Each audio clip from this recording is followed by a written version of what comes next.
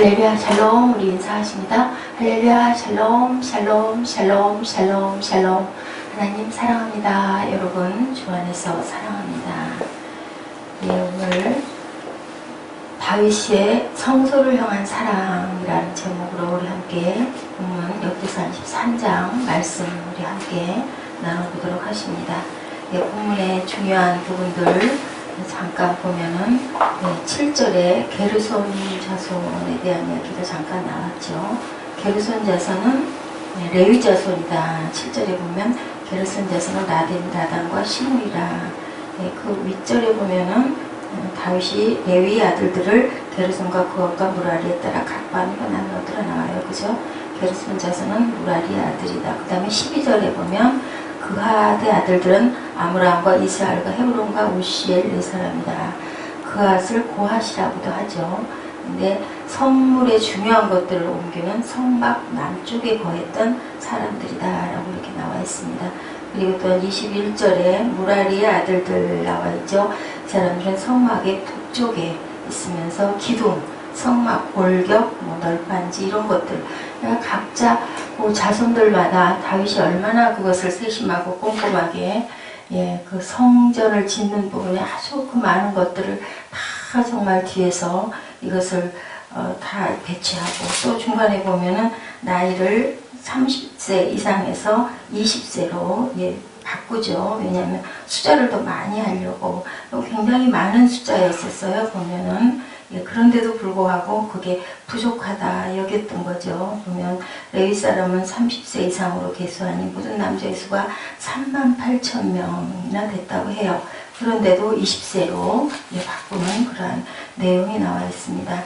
이제 솔로몬의 생애가 이제 펼쳐지는데 보면은 성전 건축과 법궤 안치에 대해서 열왕기상 6장 38절에 11째 달, 11째 해 불월 곧 8째 달에 설계와 시간대로 성전 건축이 끝났으니 7년 동안 그리고 말이 많았죠. 본인의 궁은 20년 동안이나 지었다라고 얘기를 하는데 어찌됐든 7년의 대공사를 다윗이 3년 동안 설계해가지고 시작을 해서 7년에 끝내는 그런 부분들이 나와 있습니다. 그리고 이제 젊을 때는 아주 다윗 아버지의 그 방식대로 열심히 선한 정치를 많이 했죠. 오죽하면 하나님의 백성들을 잘 다스릴 수 있도록 지혜를 주시옵소서. 아주 유명하죠. 그랬더니 부와 명예까지 너 같은 이가 없다. 앞으로도 다음에도 없을 거다 하면서 하나님 축복을 하시는데 그만 나이가 많음에 따라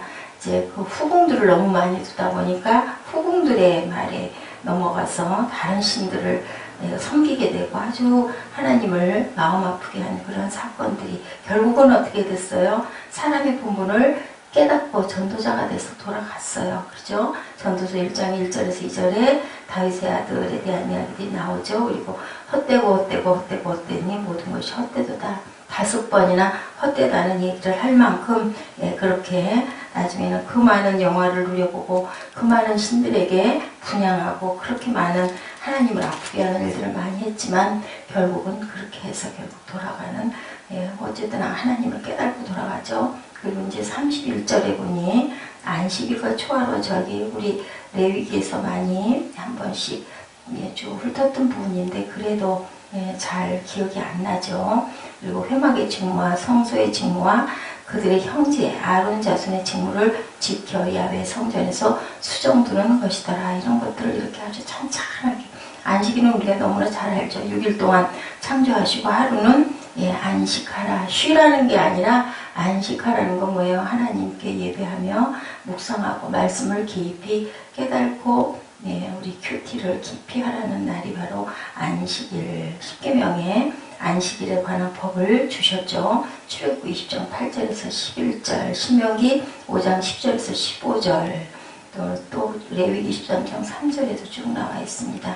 초하루는 그달의 첫날을 말하죠. 성경에서 월삭이라고도 말씀하고 계세요. 그리고 절기, 3대 절기, 무교절, 77절, 초막절.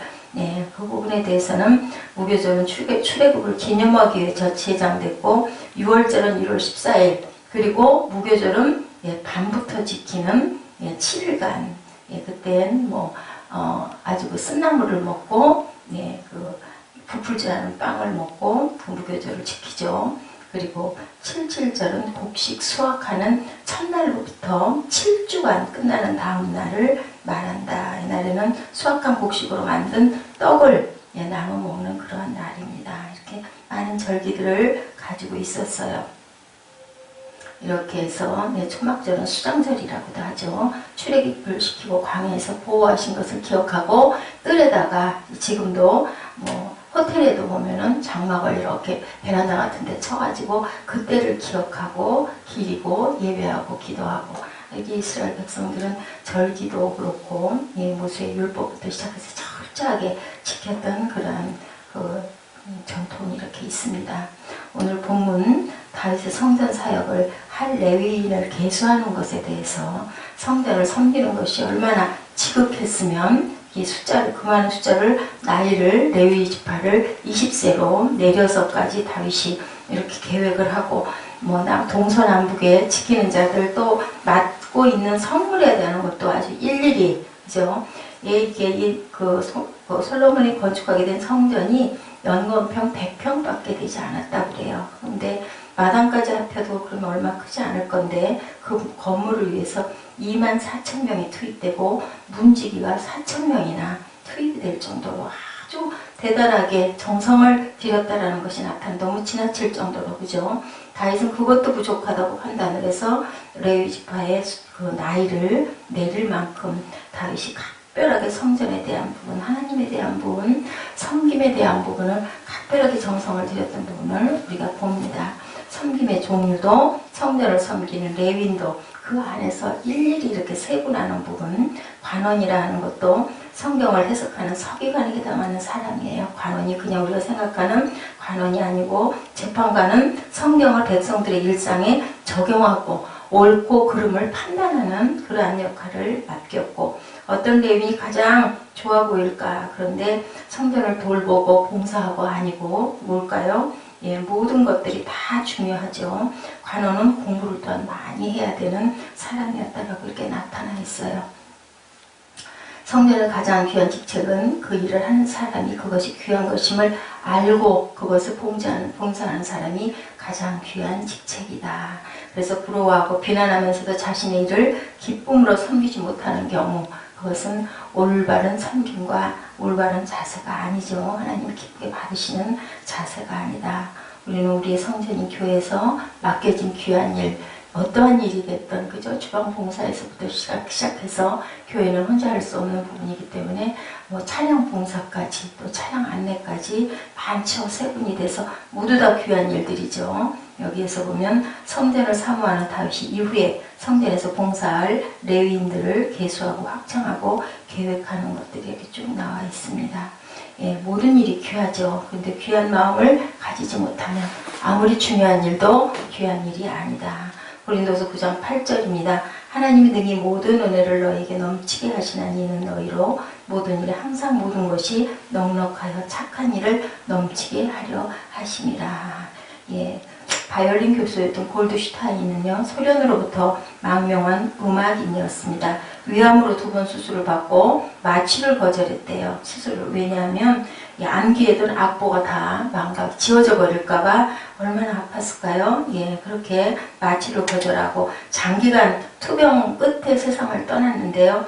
아주 기막힌 것은 자신이 부고장을 만들었다고 합니다. 부고 내용은 다음과 같았대요. 첫째는 조화를 가져오지 마시오. 조화 대신 부의금을 가지고 오시오. 부의금은 현금으로 해주시오. 모아진 부의금은 전액, 장애자, 시설을 위해 써주시오. 그래서 아주 유명했다고 그래요. 참석하지 못한 사람들은 은행 부자로 꼭 부의금을 붙여주시오. 아주 자신만만하죠. 왜냐하면 그만할 만큼 골드슈타인은 생전에 굉장히 귀한 일들을 많이 했고 아름다운 음악을 많이 작곡을 한 사람입니다. 연주했던 음악보다 아름다운 인생을 마무리한 모습이죠. 악에서 떠나 선을 행하고 화평을 구하며 그것을 따르라. 베드로전서 3장 11절입니다. 16절에서 17절. 선한 양심을 가지라. 그는 그리스도 안에 있는 너희의 선행을 욕하는 자들로 그 비방하는 일에 부끄러움을 당하게 하려 함이라. 선을 행함으로 고난받는 것이 하나님의 뜻일진데 악을 행함으로 고난받는 것보다 나으리라. 그렇죠. 뭐 선을 행하나 악을 행하나 고난은 받는데 악 행하고 고난받는 것보다는 선을 행하고 고난받는 것이 그나마 살리는 일이지 않겠습니까? 예, 자기 건강, 자기 생명보다 하나님을 더 사랑해야 한다. 예, 다윗이 그랬던 것 같아요. 예, 우리 23장 내용을 쭉 보면서 우리가 다 깨닫고 알지 못하지만 얼마나 하나님 사람이 지극했으면 이렇게 많은 숫자와 이렇게 세밀하게 맡을 부분까지 다 만들어 놓고 왜 돌아가겠습니까? 우리 중에 누구든지 자기를 위하여 사는 자가 없고 자기를 위하여 죽는 자도 없도다. 우리가 살아도 주를 위하여 죽어도 주를 위하여 죽나니 그러므로 사나 죽으나 우리가 다 주의 것이로다. 이를 위하여 그리스도께서 죽었다 다시 살아나셨으니 곧 죽은 자와 산 자의 주가 되려 하심이라. 로마서 14장 7절에서 9절 말씀입니다. 누구든지 자기 목숨을 구원하자고 하면 잃을 것이요 누구든지 나와 복음을 위하여 자기 목숨을 잃으면 구원하리라. 목숨을 잃는 것도 그냥이 아니고 나와 예수님과 복음을 위하여 잃으면 목숨을 구원하리라. 그렇죠. 우리 부활해서 다 죽어도 순교해도 살아나는 거니까 자기 의의나 자기 철학이나 자기 주장이나 자기 가치관, 자기 이념보다 진리와 하나님을 더 사랑해야 된다. 심령이 가난한 자는 복이 있나니 천국이 그들의 것입니다. 마음이 가난해야 되겠죠. 우리 마음에 자기 의의나 자기 주장이나 자기 판단이나 자기 철학이나 이념이 가득하면 진리를 받아들이기가 굉장히 어려워요. 그래서 굉장히 그 세상에서 학식이 학문이 많은 분들은 굉장히 오랫동안 전도를 한다고 그러죠. 그래도 선택된 자들은 늦게라도 깨달아 아는데 그렇지 못한 사람들은 결국은 하나님은 없다고 하고 돌아가는 마당에 그때는 또 고해성사를 하겠다고 뒤늦게 주교를 부르는 일들도 있다는 얘기를 우리가 많이 보고 듣습니다.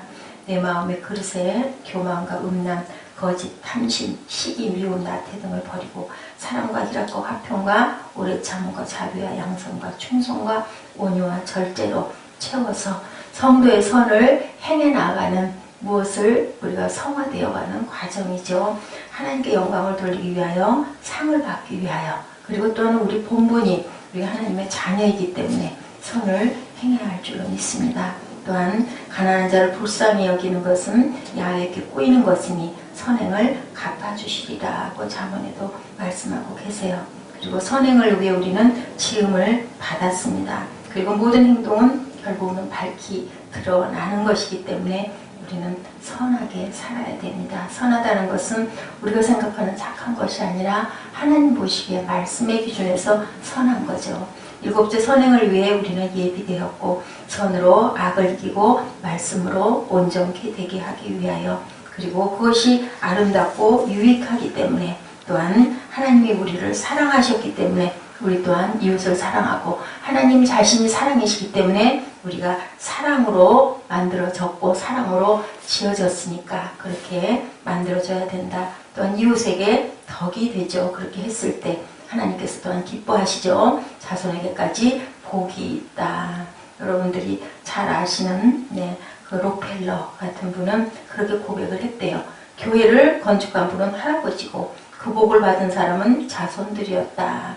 선한 일은 자손들에게 세습이 반드시 된다는 거. 그렇다면 악한 일은 어떨까요? 악한 일도 마찬가지로 자손들에게 세습이 됩니다. 단 선한 일은 자손 만대까지 복을 주신다고 하셨고 악한 일은 자손 3, 4대까지 너희가 벌을 받으리라고 하셨죠. 우리가 선을 행하되 낙심하지 말지니 피곤하지 아니하면 때가 이름에 거두리라. 그러므로 우리는 기회 있는 대로 모든 일에 착한 일을 하되 더욱 믿음의 가정들에게 할지니라. 우리가 착한 일을 할 때는 더욱더 우리 믿음의 가정들은 어때요? 다 같은 형제 자매죠. 아버지가 같으시죠. 그렇기 때문에 믿음의 가정들에게 어려운 믿음의 가정들을 돕고 그리고 섬기라.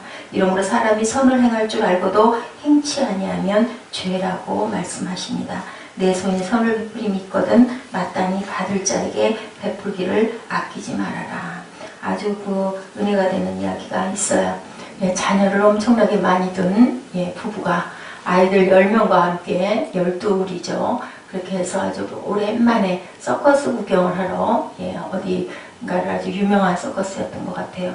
거길 가가지고 매표소에 가서 그 부부가 줄을 서고 뒤로는 아이들이 다소곳하게 그렇게 얌전하게 서 있었다고 그래요. 그런데 아빠도 엄마를 바라보는 눈길도 엄마가 아빠를 바라보는 눈길도 그렇게 당신 외에는 없네요 할 만큼 아이가 10명이나 되는데도 정말 그렇게 모습이 보기가 좋은 하나의 그저 조그마한 단체가 있지 않았겠습니까? 그랬다고 합니다. 근데 매표소에 가가지고 딱 그 매표원에게 얼마입니까? 라고 물어보고는 아빠가 갑자기 모습이 얼굴 표정이 경직이 되더래요. 또 아빠를 바라보고 옆에 있던 엄마 역시도 표정이 엄청 경직이 됐대요.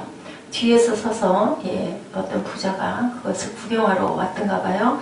줄을 서 있던 아들이 그 내용을 썼어요. 간증을.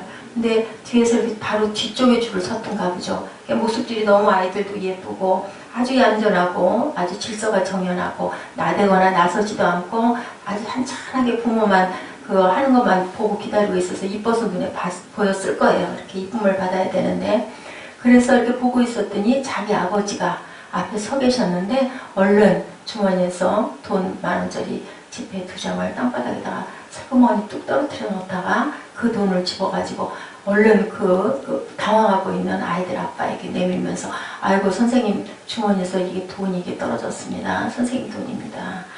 그것을 줬다고 합니다. 그러니까 그 돈을 받아들면서 그 아버지가 그 눈빛 잠깐 스치는 이 지금 간증하는 청년의 아버지와 그 아이 10명을 건드린 아빠의 눈이 교환을 하고 부딪혔대요.